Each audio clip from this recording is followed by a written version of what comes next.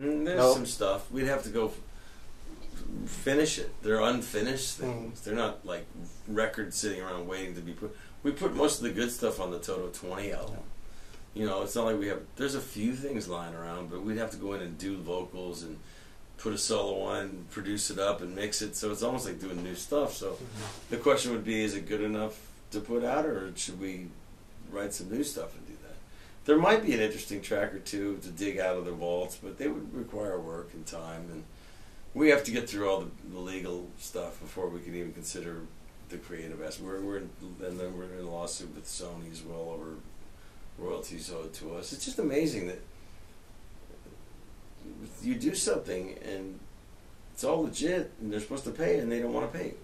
You know, I did my job, man. Pay me. You know, you take theirs right off the top. You know, we're like down the food chain. If without us, there would be no money. So I don't understand how that works. It's very strange to me. It is a something. Classic rock meets electronica with a little vibe to it. He writes catchy stuff. I mean, he's a songwriter for other people, a session musician. He played on the record with me. I mean, it's tough being a young musician, man. It's really the opportunities are not as anywhere near what it was when I was a kid. There's a lot of work. Now there's computers and machines and this, and nobody has budgets anymore. Record companies are going under. There's no places to play. Everybody uses a DJ. It's hard for him. I mean, 25 years ago, he'd be a star right now, big star. But he may still. We're hoping that happens. I mean, he's got a lot of interest in right now, publishing deals, and people want to sign him and stuff. So, it's bad luck to talk about things that aren't real yet. But I really wholeheartedly believe in his dream. You know. It's funny, we have a connection there. I mean, I've known Phil for a long time. CJ works with Phil. Rick Allen was my next door neighbor for 10 years, the drummer in Def Leppard. You know, we all live up in the Hollywood Hills, but he moved to Malibu. And everybody, you know, you run into each other, kids in the same school, down to the local neighborhood, a restaurant, in Hollywood, a club, and you know, we all live near each other, and we all known each other for years. And I love Def Leppard. I love all the guys, and we're friends, and the same thing with all the other musicians, you know, that you run into. I mean, people think that just because you don't play necessarily the same genre, like I was at the Classic Rock Awards and hanging with Lemmy and Motorhead, and you wouldn't think that I would be friends with these guys. I love them all dearly. Now, I know Lemmy's not a big Toto fan, and I don't have a bunch of Motorhead records. I love them. We all respect each other, Mickey and Phil and all the cats, but we're just like, hey, man, how's it going? We've hung out. We're friends. I mean, not best friends, but like, you know, I run into people of all walks of life.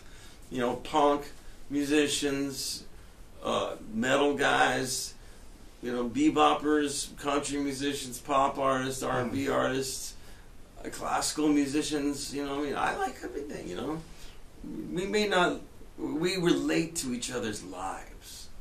We live the same life in many ways, and we understand what it's like to be on the road for more than not. You know, this whole life has consumed me. A very small percentage of my life was being a kid and a normal person.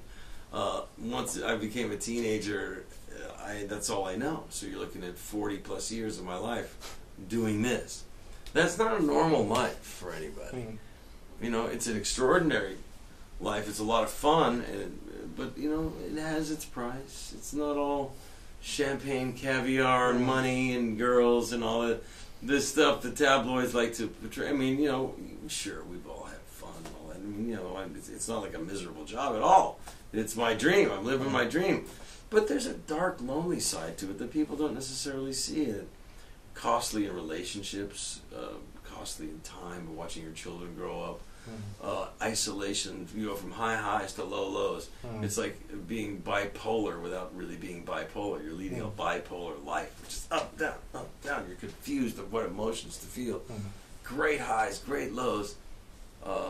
It's a strange life, and you have to learn how to, you know, maneuver your way through it without losing your mind. And some people do lose their mind. That's with drugs, alcohol, and shit. People go, how come this happens? Why is the cliche of like, oh yeah, right. What a tough life and everything. Well, you know, when your kid's crying for you, you miss everything, or you know, you sleep alone. You you're sick, your food is, your timing of everything, your travel, you're sitting in an airport or a bus and you can't sleep, or you get, it's just weird. You don't know what day it is sometimes. No, for somebody who doesn't do it, they go, fuck you. I mean, I'd kill to have your life. I understand why you'd say that, and in many ways I have the best life in the world, but there are parts of it that are very painful that you don't see. And it's not unlike anybody who has a regular job. I just have a great gig, I have a great job. I still work hard at it. It's a skill. It still brings me away from home, and I still, take care of a lot of PS7 dependents in my life. And so I mean, it's Catch-22. I love it.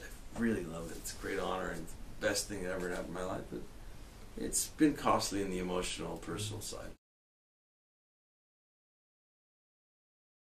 Yeah, thank you very much. And That Simple Life blew up in my face, and that was part of what started to fall apart in my world from a pain standpoint. When we finished Falling in Between, from that point forward, everything started to unravel in a negative way for me, emotionally speaking. That was a really good record, and probably certainly the last one with that lineup, the last record Mike Porcaro's ever going to make. So for that, I've had 2 records, Kingdom of Desire and Falling in Between, were 2 of my brothers in the Porcaro family. It was their last record they'll ever make. And that brings, there's a great deal of sadness to that. That's the hard part, watching brothers go down who deserve to be sitting right here next to me, and who did for so many decades, unable to do so, or they're in the next world, Looking down, maybe Jeff's looking down and going, don't worry, man, it's all going to be cool, man. I mean, I carry him with me right here all the time, And it's cruel what's happened to Mike, and really hard on his family.